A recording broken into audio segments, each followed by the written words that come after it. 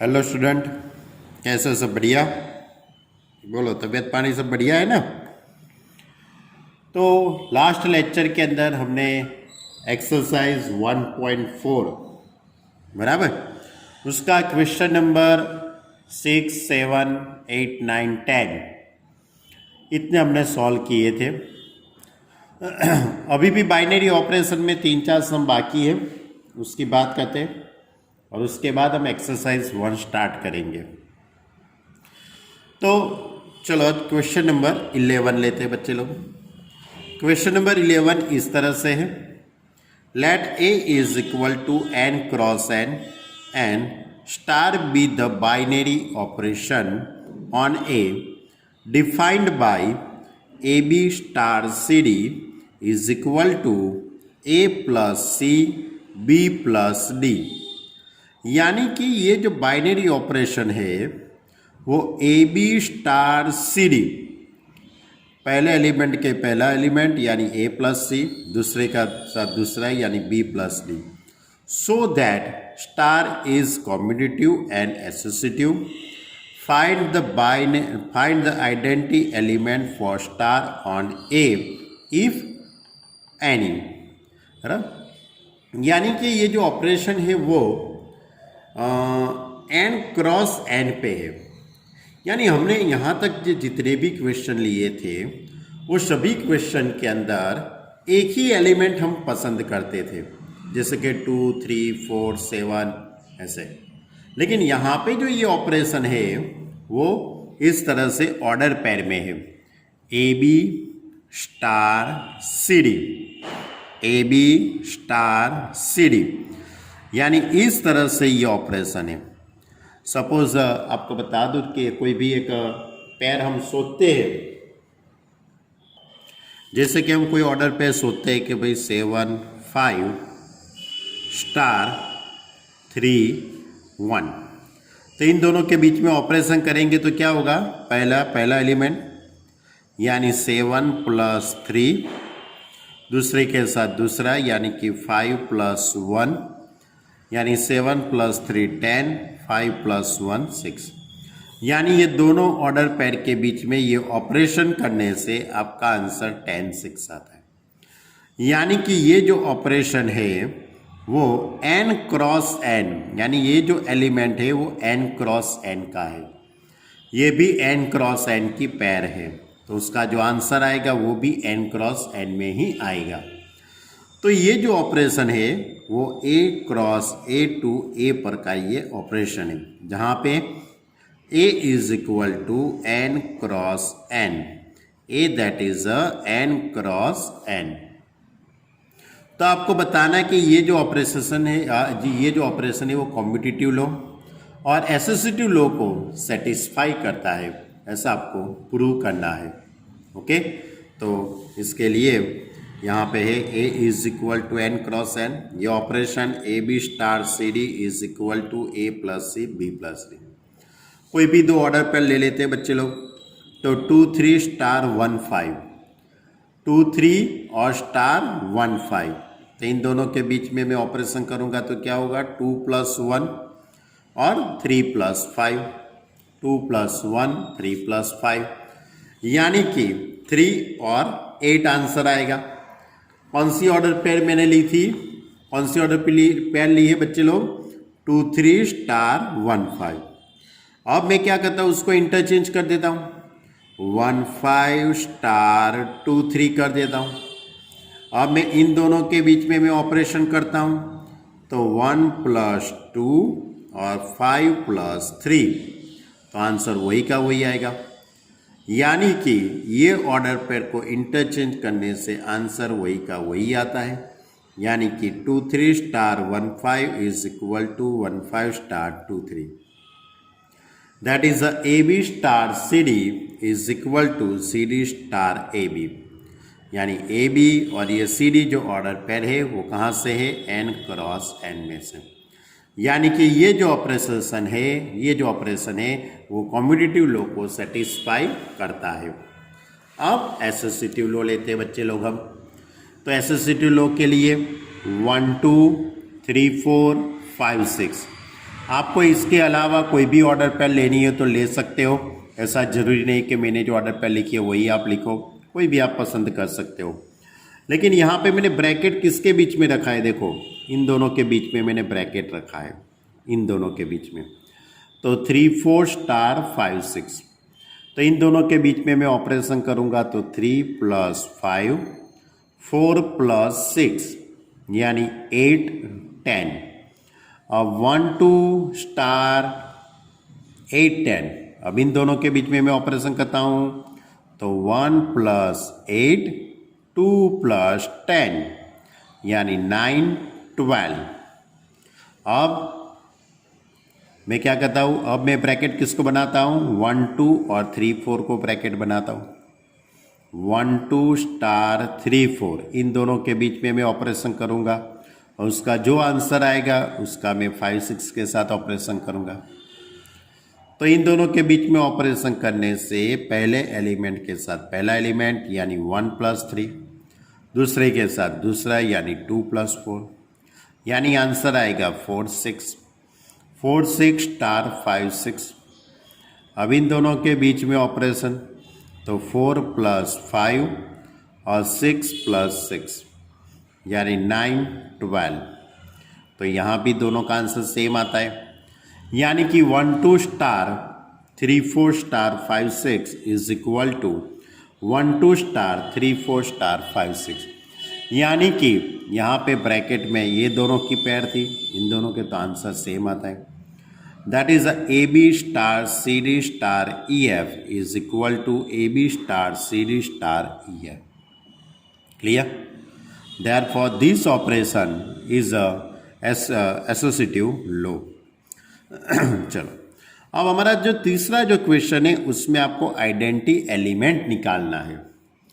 तो आपको identity element कैसे निकालते हैं उसके बारे में मैंने लास्ट लेक्चर के अंदर क्वेश्चन नंबर 9 और 10, क्वेश्चन 9 और 10 के अंदर बहुत सारी बातें मैंने आपसे की थी, याद हो तो आपको, बराबर। तो पहले आप सपोज करेंगे let E is equal to XY is an identity element, therefore AB star E is equal to AB, E is equal to XY। अब इन दोनों के बीच में मैं ऑपरेशन करूंगा तो A + X B + Y हो जाएगा। अब A + X B + Y is equal to AB, पहले के साथ पहले को कंपेयर करते, दूसरे के साथ दूसरे को। A + X is equal to A and B + Y is equal to B, therefore Y is equal to 0 and X is equal to 0, therefore E is equal to XY is equal to 0 0 is not belongs to n cross n, therefore star has no identity element, यानी कि star को यहाँ पे identity element नहीं मिलेगा क्योंकि ये 0 0 है, वो n क्रॉस n में नहीं आता है, इसलिए ये ऑपरेशन को में आइडेंटिटी एलिमेंट नहीं मिलता। ओके, अब इसको आप इंटरचेंज करके भी सोचने की कोई ज़रूरत ही नहीं है क्योंकि इसका आइडेंटिटी एलिमेंट ही नहीं मिलता है, क्योंकि हमारा आइडेंटिटी एलिमेंट n में मिलना चाहिए था, नेचुरल नंबर आना चाहिए था, जब भी यहाँ पे तो 0 0 आता है, वो नेचुरल नंबर में नहीं है, इसलिए ये ऑपरेशन का आइडेंटिटी एलिमेंट नहीं मिलेगा। ओके बच्चे लोग, मालूम पड़ा आपको? ओके, चलो क्वेश्चन नंबर 12, ट्रू और फॉल्स है। State whether the following statements are true और फॉल्स जस्टिफाई, यानी कि ये जो सेंटेंस दिया है वो सेंटेंस सही है कि गलत है वो आपको बताना है। तो पहला जो सेंटेंस है वो इस तरह से, for an arbitrary binary operation star on a set N, a star a is equal to a for every a belongs to N, यानी कोई भी नेचुरल नंबर के लिए a star a is equal to a होना चाहिए, ऐसा आपके पास बाइनरी ऑपरेशन है। For an arbitrary binary operation, यानी कोई भी बाइनरी ऑपरेशन के लिए ये सही है, ऐसा ये बोलता है। तो भाई ऐसा तो कभी होगा नहीं, क्यों? क्योंकि सपोज आपके पास कोई बाइनरी ऑपरेशन है, बराबर, तो हमारे पास एक क्वेश्चन में बाइनरी ऑपरेशन इस तरह से a star a is equal to a, तो मैं स्टार की जगह पे सपोज प्लस सोच रहा हूँ, ये स्टार की जगह पे मैं प्लस सोचूंगा, तो 3 + 3 आंसर कितना आएगा? 6 आएगा। वो कभी भी 3 तो आने ही नहीं वाला है, बराबर।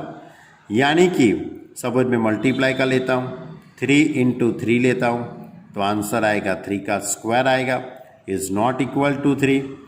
यानी कि ऐसा कोई बाइनरी ऑपरेशन है ही नहीं कि इन दोनों के बीच में ऑपरेशन करने से वही का वही आंसर आएगा। ऐसा कोई ऑपरेशन पॉसिबल नहीं है। यानी कि for every a belongs to N के लिए, for every a belongs to N के लिए a star a is not equal to a, ऐसा होता नहीं है, बराबर। यानी कि ये सेंटेंस गलत है, फॉल्स। चलो दूसरा, if star is commutative binary operation for N a star b star c is equal to c star b star a. यानी कि ये जो ऑपरेशन है वो कॉम्यूटेटिव लॉ, यानी स्टार है वो कॉम्यूटेटिव लॉ को सेटिस्फाई करता हो, तो ये सही है। तो भाई सही है, क्यों? क्योंकि आप सोच सकते हो कि ए स्टार बी स्टार सी, तो बच्चे लोग ये ए स्टार बी स्टार सी, तो पहले तो मैं आपको बता दूं कि मैं उसको इंटरचेंज ऐसा कर सकता हूं, बी स्टार सी स्टार ए, ये इसको मैंने पहले रख दिया, उसके बाद इसको रख दिया। क्यों? क्योंकि ये स्टार है वो कॉम्यूटेटिव लॉ को सेटिस्फाई करता है, स्टार है वो कॉम्यूटेटिव लॉ को सेटिस्फाई करता है, इसलिए। अब ये बी स्टार सी है, उसकी जगह पे मैं सी स्टार बी लिख सकता हूँ। क्यों? क्योंकि star is a commutative law को सेटिस्फाई करता है, स्टार ए, तो हो गया प्रूफ। यानी कि a star b star c is equal to c star b star a. यानी कि ये ऑपरेशन कॉम्यूटेटिव लॉ को सेटिस्फाई करता है, तो ये सही है। क्लियर? यानी कि गिवन सेंटेंस इज ट्रू।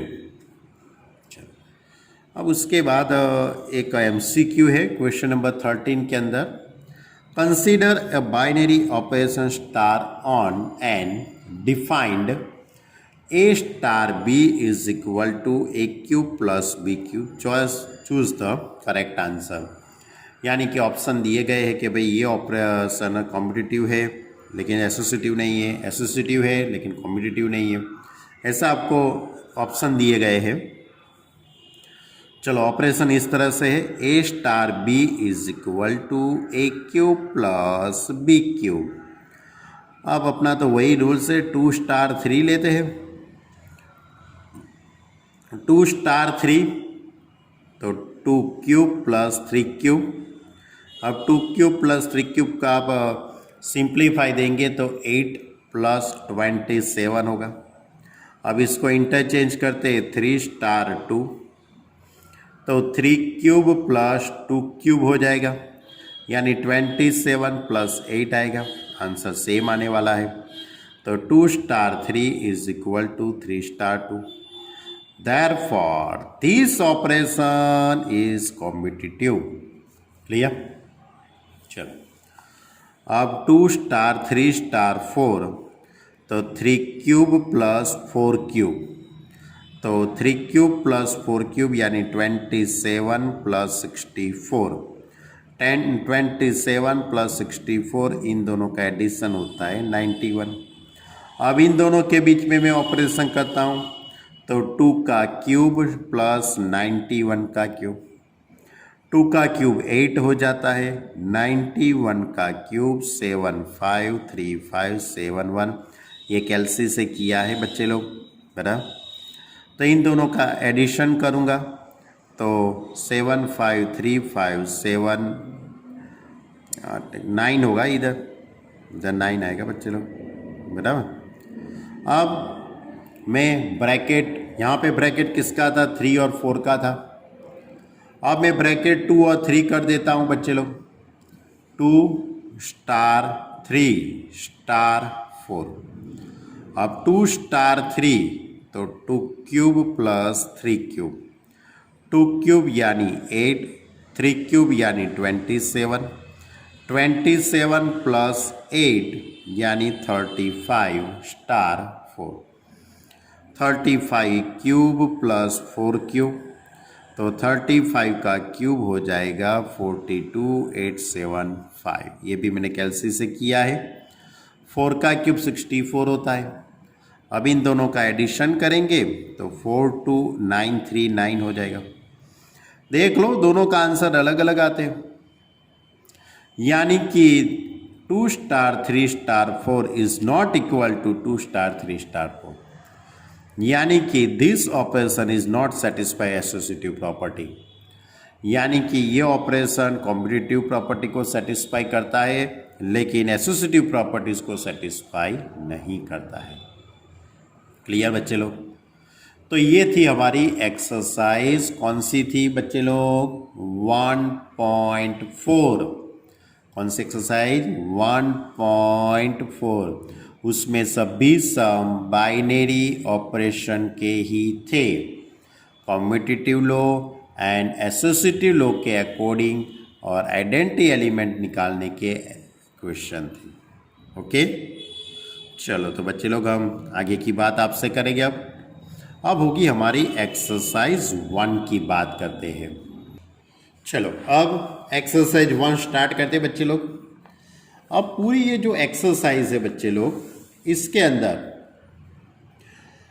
सब बातें होगी, यानी एक्सरसाइज 1.1, 1.2, 1.3, 1.4, यानी कि रिलेशन की भी बात होगी, symmetric relation, transitivity relation, reflexive relation, और इसके साथ साथ बराबर, और इसके साथ साथ एक्सरसाइज 1.2 यानी 1 फंक्शन, ऑन टू फंक्शन के सम, उसके बाद FOG GOF वाले सम और इन्वर्स वाले सम और binary operation.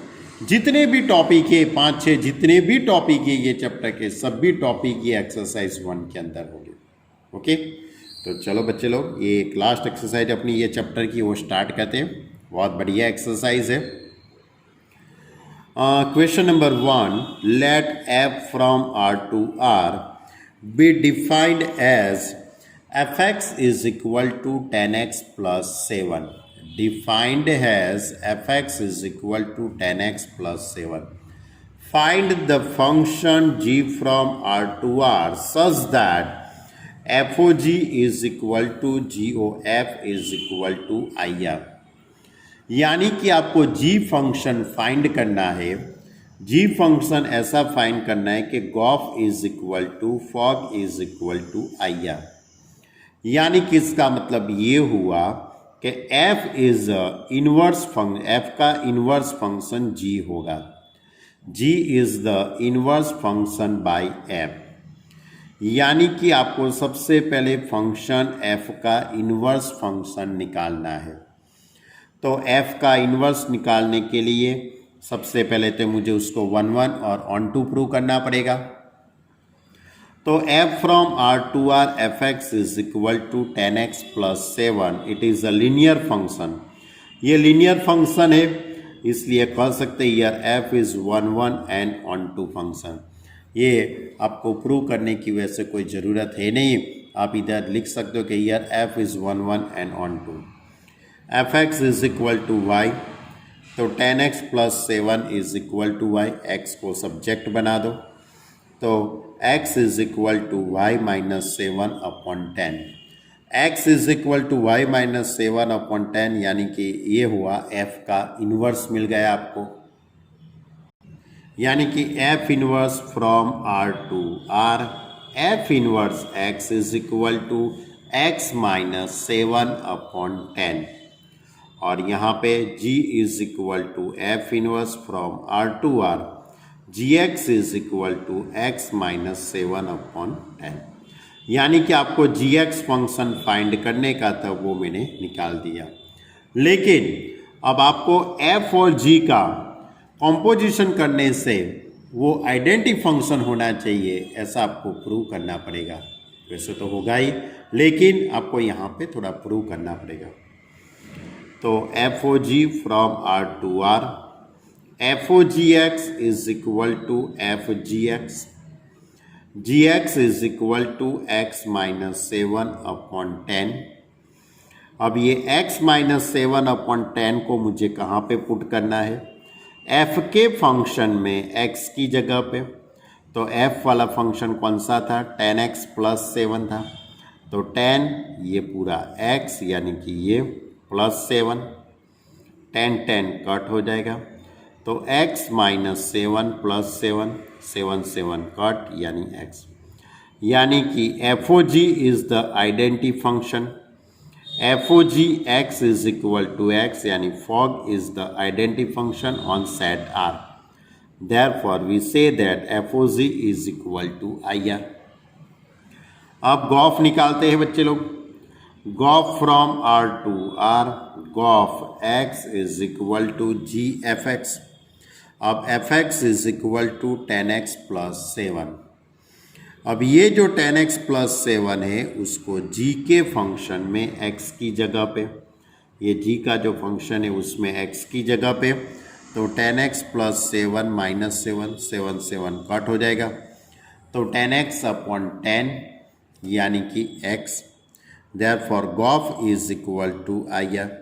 Therefore f o g is equal to g o f is equal to I R, यानी g is equal to f inverse x is equal to x minus 7/10 is true. Clear? यानी कि आपको question के अंदर g function find करने का था। तो पहले g is the invertible function by function f, यानी इस तरह से आप निकाल सकते हो। वैसे पे दूसरी भी एक उसकी मेथड है, मैं यहाँ पे आपको बताता हूँ, लेकिन वो हो सके तो 1 मार्क के MCQ में चल सकती है, इसमें नहीं चल सकती है। तो आपको इस तरह से क्वेश्चन में दिया है कि f from R to R, f from R to R, f x is equal to 10x plus 7, ये क्वेश्चन में आपको फंक्शन दिया गया है।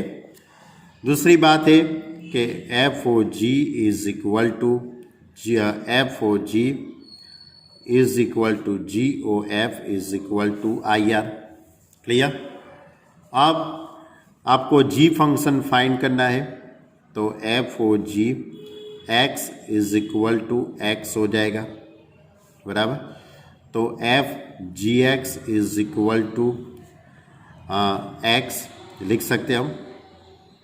तो एफ जी एक्स, अब ये जी एक्स को एफ के फंक्शन में पुट करना है, तो एफ के फंक्शन में 10x प्लस 7, तो मैं उसकी जगह पे 10 into g x plus 7 is equal to x. अब ये 7 को मैं सामने ले जाता हूँ, तो 10 into g x is equal to x minus 7। Therefore g x is equal to x minus 7/10 मिल गया आपको। लेकिन ये मेथड 1 मार्क के MCQ में चल सकती है कि f o g x is equal to x, यानी fog is the identity function on set R, ये क्वेश्चन में दिया ही गया है, बराबर। तो आपको इसका यूज कर देने का है एफ जी एक्स। अब ये जी एक्स को कहाँ रखना है? एफ के फंक्शन में x की जगह पे। तो f वाला फंक्शन कौन सा है? 10x प्लस 7, उसमें आपको x की जगह पे ये gx पुट कर देने का है। तो 10 इंटू जी एक्स प्लस 7, अब ये gx को सब्जेक्ट बनाना है, तो 7 को सामने ले गया और 10 को सामने। लेकिन ये मेथड जो है वो 1 मार्क के MCQ में ही चल सकती है, बराबर। हाँ, शायद आपको 2 मार्क में पूछा गया और याद नहीं आता है, और शायद आपको ये याद आ जाए ना, आप लिख दो तो भी चल जाए। वैसे 0 मार्क मिले उससे तो बेटर है कि 1 मार्क तो मिलेगा। क्लियर? तो ये था हमारा क्वेश्चन नंबर 1। चलो अब हम क्वेश्चन नंबर 2 की बात करते हैं। क्वेश्चन नंबर 2 इस तरह से, let f from W to W be defined as fn is equal to n minus 1 if n is odd, and fn is equal to n plus 1 if n is even, so that f is invertible. f is invertible. Find the inverse of f. And दूसरा एक बात इधर लिखिए question में, here w is the set of all whole number, यानी कि यहाँ पे w, कैपिटल W, ये number of set of whole number, यानी जीरो से स्टार्ट होने वाले नंबर, यानी इसमें पॉइंट वाले क्वेश्चन नहीं होते, यानी नेचुरल नंबर होते, उसके अंदर जीरो यूनियन आएगा, है ना। यानी f from w to w, fn is equal to n minus 1 if n is odd, fn is equal to n plus 1 if n is even। ये आपको क्वेश्चन के अंदर दिया गया है। पहले आपको प्रूव करना है कि ये फंक्शन का इन्वर्स पॉसिबल है कि नहीं है। तो इसके लिए बच्चे लोग आप क्या करेंगे, इसका इन्वर्स है कि नहीं है वो डिसाइड करने के लिए तो पहले 1 1 प्रूव करेंगे और उसके बाद 1 2। तो चलो पहले में 1 1 के लिए 0 से स्टार्ट होगा। 0 किस में रखेंगे बच्चे लोग, हम 0 हम इवन में रखेंगे, 0 is a even number. Then 0 plus 1 तो आंसर 1 आता है। उसके बाद 1 is a odd number, therefore 1 minus 1 0। उसके बाद 2 इज़ अ इवन, यानी 2 प्लस 1 3। उसके बाद 3 पुट करता हूँ, 3 is a odd, 3 minus 1 that is a 2। उसके बाद 4 तो F4 is a even number, यानी 4 plus 1 5। F5 is a odd, 5 minus 1 is अ 4। यानी ऐसे से बहुत सारे नंबर आप पुट कर सकते हो, 0 से स्टार्ट करके बहुत सारे नंबर पुट कर सकते हो। अपने को तो क्या देखने का है कि ये फंक्शन 1 1 फंक्शन है कि नहीं है, वो आपको तो सबसे पहले बताना है। तो यहाँ पे आप देख सकते हो कोई भी इमेज रिपीट नहीं होती है, कोई भी इमेज यहाँ पे रिपीट नहीं होती है, यानी कि for every x1 x2 belongs to w, x1 not equal to x2, this implies fx1 not equal to fx2। Okay, therefore f is 1 1 function, यानी ये फंक्शन 1 1 फंक्शन है।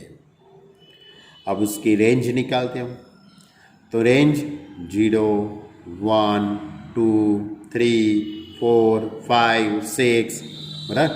तो range of function f is equal to 0 1 2 3 4 5, यानी whole number. और उसका codomain भी क्या है, उसका codomain f from w to w, ये कोडोमेन होता है ना बच्चे लोग, याद है ना कि 1.2 भूल गए, अच्छी तरह से याद है ना 1.2। तो रेंज और कोडोमेन दोनों इक्वल हो गए, तो range is equal to codomain, therefore f is onto function, यानी कि ये फंक्शन 1 1 भी है और ऑन टू भी हो गया, ये फंक्शन 1 1 भी है और ऑन टू भी हो गया। इसलिए हम कह सकते हैं कि therefore f is invertible function, यानी कि ये फंक्शन इन्वर्टेबल फंक्शन है। अब आपको इसका इन्वर्स निकालना है। अब इसका इन्वर्स कैसे निकालेंगे, आगे के जितने भी सम थे उसमें तो हमारे पास बहुत इजी टॉपिक था। क्यों? क्योंकि x को सब्जेक्ट बना दिया, x को मैंने सब्जेक्ट बना देता हूं तो वो काम हो जाता है। लेकिन यहाँ पे कैसे आप x को सब्जेक्ट बनाएंगे, यहाँ पे तो दो बातें हैं। कितनी बातें हैं? दो बात, ऑड और इवन, दो बातें हैं। तो इसमें आप काम कैसे करेंगे, इसमें आप इन्वर्स कैसे निकालेंगे? तो देखो इसकी मेथड इस तरह से है।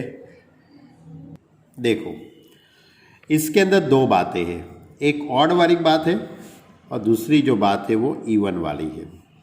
तो आपको पहले ऑड की मैं बात करता हूँ। तो ऑड की बात करता हूँ तो F1 is equal to, answer कितना आता है? 0 आता है F1 का आंसर। उसके बाद 3 पुट करता हूँ तो 3 माइनस 1, तो आंसर कितना आता है? 2 आता है। उसके बाद 5, तो 5 माइनस 1, तो आंसर कितना आता है? 4 आता है। अब मैं इसका इन्वर्स निकालता हूँ तो f1 is equal to 0, this implies f inverse 0 is equal to 1। लिख सकते हैं ना, f1 is equal to 0, this implies f inverse 0 is equal to 1। इसी तरह f3 is equal to 2, f3 is equal to 2, तो this implies f inverse 2 is equal to 3। लिख सकते कि नहीं लिख सकते? Similarly f5 is equal to 4, तो f inverse 4 is equal to 5। लिख सकते हैं ना बच्चे लोग? तो देखो, अब यहाँ पे 0 है तो 1 आंसर आता है, 2 था तो 3 आंसर आया, 4 था तो 5 आंसर आता है। यानी कि 0, 2, 4, यदि मैं इसके आगे सोचूं तो f इनवर्स 6 लूँगा तो मेरा आंसर यहाँ पे क्या आएगा? 7 आएगा। यानी कि ये सभी जो नंबर है वो इवन नंबर बन गए। देखो 0 इज़ अ इवन नंबर, तो उसका आंसर 1 आया। 2 is a even number, answer 3 आया। यहाँ पे 4 is a even number, 5 answer आता है। 6 इवन नंबर है, आंसर 7 आता है। यानी कि f inverse n is equal to n plus 1। f inverse n is equal to n plus 1 where n is even number, where n is even number. यानी कि इस टाइप के क्वेश्चन के अंदर आपको इस तरह से सोचना पड़ेगा, क्योंकि हमारे पास जैसे कि मैंने आगे एग्जाम लिया, अभी f x is equal to y suppose कर दिया, 10x plus 7 is equal to y, और मैंने x को सब्जेक्ट बना दिया भाई y माइनस 7 अपॉन 10, तो मुझे f इनवर्स x मिल गया कि नहीं मिला? लेकिन ऐसी बात हम यहाँ पे कैसे करेंगे? यहाँ तो हम कर नहीं सकते, इसलिए आपको पहले और दूसरा केस इवन के लिए सोचते हैं। तो इवन नंबर के लिए अब चलो सोचते हैं, तो पहले 0 लेते हैं, तो 0 इसमें पुट करेंगे तो 0 प्लस 1, 1 आंसर आता है। उसके बाद 2 पुट करते हैं तो 2 प्लस 1, तो आंसर 3 आता है। उसके बाद 4 पुट करते, 4 प्लस 1, 5 आंसर आता है। अब f0 is equal to 1, this implies f inverse 1 is equal to 0 हो जाएगा। f2 is equal to 3, this implies f inverse 3 is equal to 2 हो जाएगा। Similarly f4 is equal to 5, तो f inverse 5 is equal to 4 हो जाएगा। यानी कि यहाँ पे कैसे नंबर थे ये? 1, 3, 5 और आपका आंसर 0, 2, 4 इवन में आया। यानी 1 के में से 1 को सब्ट्रैक्ट करेंगे तो 0, 3 में से 1 को सब्ट्रैक्ट करो तो 2, 5 में से 1 को सब्ट्रैक्ट करो तो 4। तो क्या हुआ बच्चे लोग? f inverse n is equal to n minus 1, ऐसा हुआ कि नहीं हुआ यहाँ पे? लेकिन ये 5 कैसा नंबर था बच्चे लोग? Odd, where n is odd then f inverse n is equal to n minus 1। यानी कि आप इस तरह से इन्वर्स निकाल सकते हो। ऐसे आपको रफ बुक के अंदर सोचना है और इसके अकॉर्डिंग मैंने पीछे लिखा है, क्योंकि बताना तो पड़ेगा ना। जैसे हवा में बात करके तो आंसर नहीं लिख सकते हम। देखो वही बातें मैंने लिखी है, f inverse from w to w हो जाएगा। पहले मैंने केस लिया f0 is equal to 1, this implies f inverse 1 is equal to 0। f2 is equal to 3, f inverse 3 is equal to 2, f4 is equal to 5, तो f inverse 5 is equal to 4। यानी कि f inverse n is equal to n minus 1 where n is odd number, n is a odd number। ये n is a odd number हुआ ना, 1, 3, 5 ये सभी odd number है, तो उसका आंसर देखो एक कम आता है, 1 माइनस 1 0, 3 माइनस 1 2, 5 माइनस 1 4। तो स्टैंडर्ड फॉर्म में कैसे लिख सकते हैं हम? ये मैंने स्टैंडर्ड फॉर्म में लिखा है, f inverse n is equal to n minus one where n is odd. इसी तरह मैं इवन की बात कर सकता हूँ आपसे बच्चे लोग। तो f1 is equal to 0, this implies f inverse 0 is equal to 1। f3 is equal to 2, this implies f inverse 2 is equal to 3। f5 is equal to 4, this implies f inverse 4 is equal to 5। यानी कि 0, 2, 4, 6। तो इस सामने answer क्या आ सकता है? एक ज़्यादा आता है आंसर, देखो तो f inverse n is equal to n plus one where n is even. यानी कि उसका फाइनली आंसर हम इस तरह से लिख सकते हैं f inverse w to w, f inverse n is equal to n minus one where n is odd and n plus one n is even. यानी कि उसके पास ये भी लिख सकते हैं कि f inverse is equal to f, दोनों सेम है लिखना हो तो। लेकिन आपको तो क्वेश्चन में सिर्फ इतना ही निकालने का था, एफ इनवर्स फाइंड करने का था। तो मालूम पड़ा इस तरह से जब भी दो केस होते हैं, ऑड और इवन के दो केस होते हैं, तो उसका इनवर्स हम इस तरह से निकालते हैं। ओके, आई होप सभी को मालूम पड़ गया होगा। चलो अब क्वेश्चन नंबर 3 की बात करते हैं। F from R to R is defined by fx is equal to x square minus 3x plus 2. Find f fx, यानी f का f के साथ ही कॉम्पोजिशन करना है। बहुत छोटी सी बात है।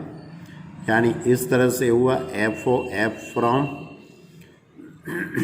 r टू r पर का function, f from r to r पर का function, fx is equal to x square minus 3x plus 2। अब ये पूरे टर्म को आपको कहाँ पे पुट करना है बच्चे लोग? ये पूरे टर्म को मुझे f के फंक्शन में x की जगह पे, ये पूरे टर्म को f के फंक्शन में x की जगह पे, तो x square minus 3x plus 2 का whole square minus 3 into x square minus 3x plus 2। अब ये उसका पूरा सिंप्लीफाई दे सकते हो आप, या तो इसके दो factor x minus 2 x minus 1 उसका स्क्वायर, यहाँ से 3 को मैंने अंदर मल्टीप्लाई में ले लिया, 3x square plus 9x minus 6 plus 2। अब x माइनस 2 का होल स्क्वायर यानी x square minus 4x plus 4, x minus 1 का whole square that is x square minus 2x plus 1। अब minus 3x square plus 9x minus 4।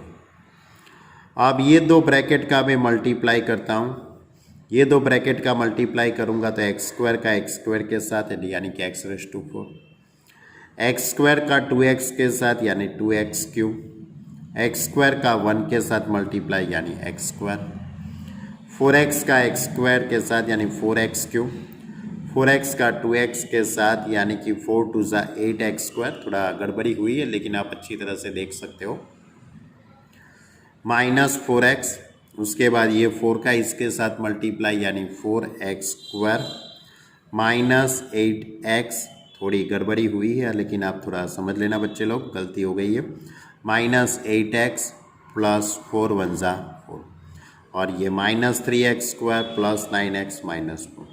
अब इसका simplify जब आप देंगे तो आपका आंसर आएगा x raise to 4 minus 6x cube plus 10x square minus 3x, बराबर। यदि आपको इस तरह से नहीं करना है तो दूसरी भी एक बात है मेरे पास,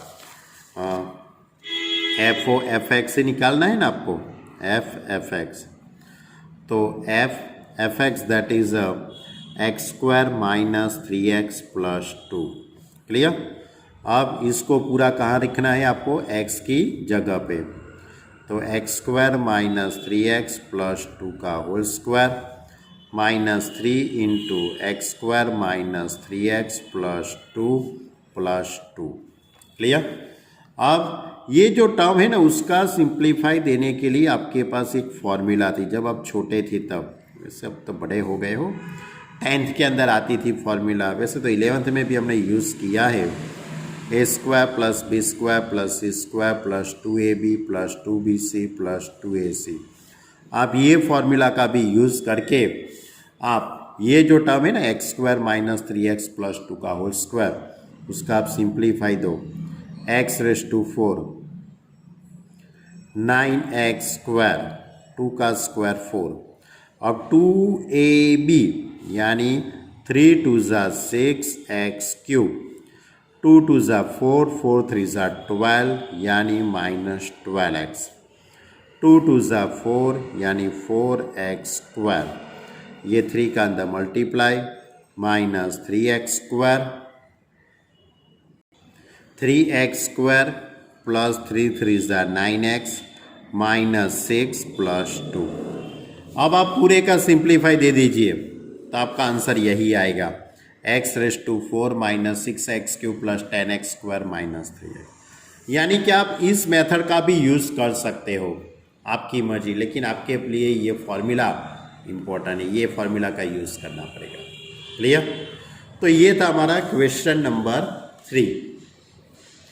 तो बच्चे लोग आज हमने एक्सरसाइज 1.4 को कंप्लीट कर दी और एक्सरसाइज 1.4 कंप्लीट कर दी और एक्सरसाइज 1 स्टार्ट की, उसमें पहला, दूसरा और तीसरा 3 क्वेश्चन की बात आपसे की।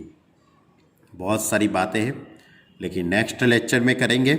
इतना अच्छी तरह से करो, इतनी PDF आप अच्छी तरह से लिखो।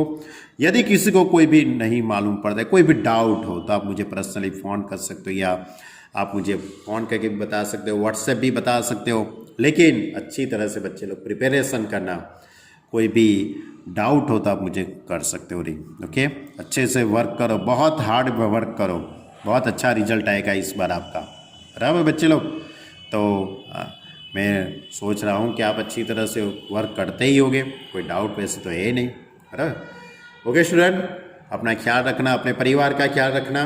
Okay student, bye.